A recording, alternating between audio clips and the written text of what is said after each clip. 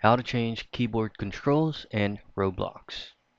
Now, if you go ahead and launch your Roblox software or through their web version, there is no actual settings for you just to be able to change any controls from your keyboard.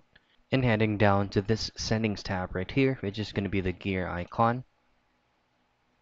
So as you can see, there is no keyboard option or keyboard control option for you to be able just immediately changing it. Now what you want to do is you have to be on any experience or in any game for you to be able to access settings. Now let's go ahead and try to pull up an experience right here, like this one. So all you have to do is just go to this Roblox icon and then head directly to settings.